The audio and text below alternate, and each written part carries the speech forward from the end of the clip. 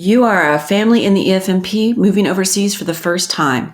What steps should you take to prepare? We'll talk about that and more in this podcast for EFMP families. Hi, I'm Karen Terry, and we're talking today about PCS. Hi, and welcome to our podcast series about EFMP and me and the Exceptional Family Member Program. I'm Karen Terry, Program Analyst for the Office of Special Needs, and your host for today's episode. Our topic today is PCS. I am sure it is no secret to any of our listeners that a PCS move is stressful under the best circumstances, and that a family in EFMP may face, additional challenges and concerns when they move. We'll be discussing some of the ins and outs of PCS moves, and as always, we will share tips, resources, and information that can assist you in preparing for your next move. Our guest today is Jenne Funk. She is a program analyst with the Office of Special Needs. And because TRICARE coverage often becomes a big part of any PCS discussion, we're very happy to have our very own TRICARE liaison, Evangeline Tennort. I'm so glad you're both able to join me today. Evangeline, can you tell us who you are and just a bit about your expertise? Karen, I'm happy to be here and looking forward to a great discussion. I've worked with OSN since 2019 and have over 20 years of experience in the military health system. Mm-hmm. As a TRICARE liaison, I respond to families' questions on their complex medical or TRICARE benefits and claims. And these are through referrals from the military one-source special needs consultants. Oh, okay. Fantastic. And Jen, you work at OSN as well. You're my office mate. Can you share a little bit about who you are and what kind of projects you're working on for our families in EFMP? Hi, Karen. Sure, I can. I've worked at OSN since 2016. I've worked with military families for over 15 years, with the majority of those years in EFMP. Mm-hmm. One of my main areas of responsibility in OSN is working with the services on family support guidance, resources for providers and families, and program development. Well, thank you both for being here and for their lovely introductions you gave yourself. Now let's just jump right in to PCS. We all know moving is difficult. In fact, you may not know, but experts outside of DoD list moving as one of the top 5 most stressful life events. So even though our military families do it more often and have considerable support, there are a lot of moving parts in every PCS. So Jen, how can EFMP help families manage the process so it is just a little bit less difficult? As your listeners may know, EFMP is made up of 3 separate but interrelated components that work together to assist military families with special needs. These components are identification and enrollment, assignment coordination, and EFMP family support services, with the last 2 being primary to a PCS move. Mm-hmm. EFMP enrollment is mandatory for sponsors and families with special needs because it helps to ensure that medical and/or educational special needs are considered during the assignment coordination process. Medical services and military personnel departments work with service members and families on assignment coordination. There are a lot of places families who are preparing to move can go for assistance, and many of the resources can be found on EFMP and Me. If I'm PCSing and I know where I'm going, is there anything I can do to get started and hopefully make sure I'm on the right track? That's a really good question, Karen. First, contact your installation EFMP Family Support Office. They can help provide a warm handoff to the gaining location's EFMP Family Support Office. Okay. This will help you maintain consistent support services during a move. EFMP and Me also has great checklists for things to consider when PCSing. For example, we have a fact sheet called Preparing for Your Move, developed by our DoD Family Advisory Panel with representatives from all services who provided valuable input from the military family's perspective. The fact sheet lays out how to prepare for a move before, during, and after from both the medical and educational point of view. Another great resource for all families PCSing is Plan My Move. Oh, okay.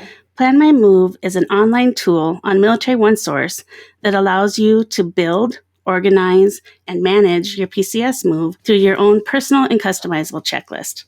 That's a really good one to check out too, Karen. Okay, so where can families go to find specific contact information for their future installation? They can go to the military installations site that can be found on Military OneSource too. It's a free online directory full of up-to-date installation information, stateside and overseas, which provides contact information for installation programs, services, and more. Oh, wow. You can also find links to services at other installations on the EFMP and Me PCS checklist. So, Jen, if I'm moving overseas, is there anything different I should know? Thanks for asking that question, Karen. That's a really important one. One thing to note is that before moving OCONUS, all family members are screened, not just those enrolled in EFMP, to ensure that all medical and/or educational needs of the family members are considered during the assignment coordination process. Contact your EFMP office or the Family Member Travel Screening Office at your local military treatment facility for more information. Remember to start the process as soon as you receive official notification of an assignment to an OCONUS location. That's the best way to go. Start early. Absolutely. Evangeline, speaking of starting early, when would you recommend a family alert TRICARE about their move, and what do they need to do? Well, Karen, I would say talk with your current primary care provider about your impending move. They can connect you with a medical case manager to help facilitate an easy transition, finding specialty providers and other resources. You can also contact your MTF, your nearest TRICARE contractor, or a beneficiary counseling and assistance coordinator to locate a medical case manager. Okay. Make sure you have copies of your child's or adult dependent's medical records, including shot records, prescriptions, and dosages, and hand carry these important documents to your new location. As you leave your current duty station, make sure you have an adequate amount of medication and medical supplies. You can request up to a 90-day supply, but depending on the type of medication, you may get less. You can reach out to a military one-source special needs consultant to review Medicare, Medicaid, and supplemental security income information at your new location. You are covered by your current plan on your way to your new location. Once you arrive, update your DARES record with your new address. This is necessary to maintain your military benefits at the new duty station. After DARES is updated, it's important that you contact your nearest TRICARE contractor to transfer your TRICARE enrollment and connect with a new primary care provider. Thanks, Evangeline. Jen, if the special need is educational rather than medical, what should the family do to prepare? Sure, Karen. Families moving with educational needs should make sure they hand carry a copy of their child's latest Individualized Education Program, or IEP. Right. Or the latest Individualized Family Service Plan, or IFSP. I would suggest they hand carry the entire record, including meeting minutes and the most recent progress report. It can also be helpful to save those important documents on a thumb drive or a CD for safekeeping and for easy retrieval. Okay. We encourage families to connect with their local EFMP family support staff and school liaison to ask for a warm handoff with their counterparts at the new installation, and to also ask about the possibility of advanced registration. Oh, advanced registration. I've heard about that, but I'm not sure many of our families have. Can you tell us a little bit more about that? Sure, I can. Advanced registration allows a family to register their child in the school district they anticipate they will be moving to, but it is only available in certain states, so check with your school liaison to see if your new location allows it. You can also find useful information on school districts, the possibility of advanced registration, and more on the Education Directory, which is linked on EFMP and Me. To help organize your important paperwork, there's also a variety of what we call special care organizational records to help you. Oh, wow. There's so many resources I would love to mention, so maybe we could link them in the episode description, Karen, to make it easier for those listening. Oh, of course. That sounds like a great idea. We'll do that. Evangeline, is there anything families should consider when it comes to specialized medical care? Well, Karen, there are several things to consider depending on your TRICARE plan, such as TRICARE Prime Overseas or Remote, U.S. Family Health Plan. You might need a referral or authorization to see new specialty providers. At your new location, talk with your medical case manager who can help you find new specialty providers and other resources. You should try to see network providers instead of non-network providers to lessen your out-of-pocket fees. Thanks, Evangeline. Well, this next question is for both of you. Can you tell me one thing that is a common concern for or challenge for families in the EFMP? Jen, maybe you can focus on educational concerns with this answer, and Evangeline, medical and or TRICARE. Yeah, that sounds good. One thing that the services and families often tell us is that it can be difficult setting up a new IEP at a new school. Okay. This is why it's very important to hand carry the current IEP for your family member or members and other important documents.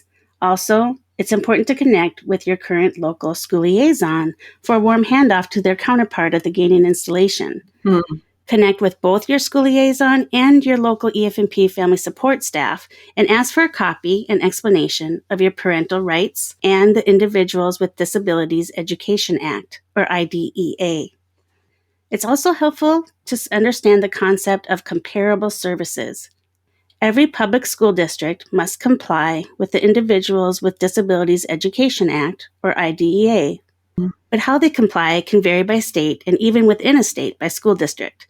It's important to know that a service provided by one school may look different in another, but the end result is intended to be the same. The IDEA allows for this. If you, as the parent, do not feel your child is being offered comparable services, ask for an explanation during the IEP meeting. Also be sure to request a copy of the parental rights at the new school. That document will explain what you need to do if you don't agree with the decisions made on your child's IEP. That's very important. Right. And there are also many EFMP e-learning videos and modules related to special education, the dispute process, IEPs, and post-secondary education on the Mill Life Learning website for families with educational needs. It's a really good place to check out some new and interesting topics there related to special education, Karen. Great, thank you. Evangeline, can you tell me one thing that is a common concern for or challenge for families in the EFMP? Well, a common concern for our military families is getting care as soon as they move to a new location. Right.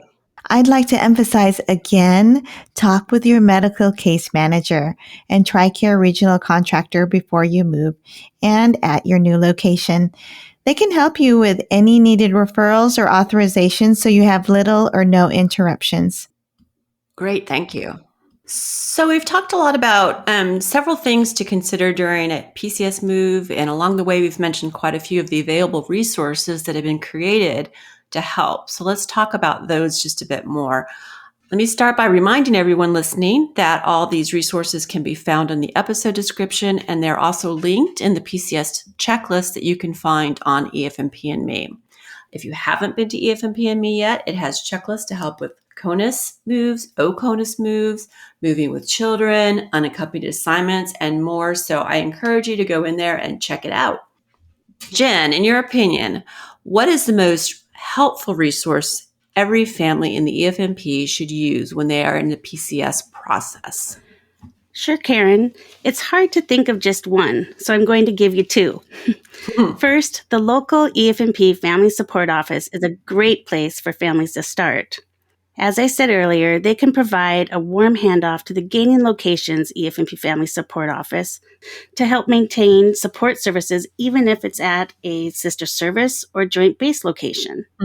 As far as a good go-to resource, I really like the Preparing for Your Move fact sheet. It goes over the many things families need to consider before, during, and after a move. It separates them out by medical and education concerns and lists links to helpful resources. The fact sheet is broken out into clear, manageable steps to help both first-time and the more well-experienced PCSing military families with special needs. Oh, that's one of my favorite resources. I agree. It is great. Evangeline, what do you recommend to our families? Well, Karen, I'd recommend that families take some time to view the resources on tricare.mil/life-events/moving. From there, you'll select your TRICARE plan. Whether you're moving within the same TRICARE region to another TRICARE region or overseas, the site breaks it down step by step for you, so it's easy to follow. The TRICARE website has a lot of good information, and I'm glad you told them exactly where to go just to make that search a little bit easier. But if you didn't have a chance to write that down, it is also directly linked on the PCS checklist, and you guessed it, EFMP and me. Okay, so what I'm hearing you both say is that the key to a successful move is being proactive. And I think that's the key to success in just about everything when it comes to a special needs loved one.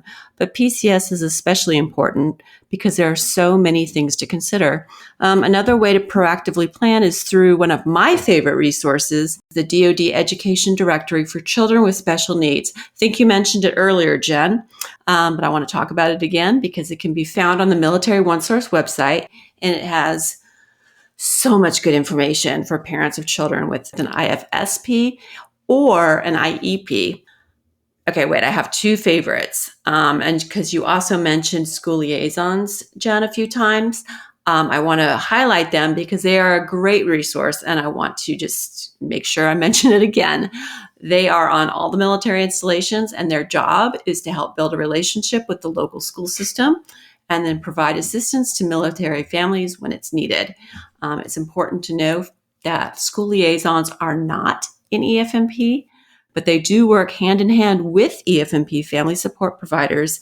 And together, the EFMP family support provider and the school liaison can help families find answers to their questions and concerns.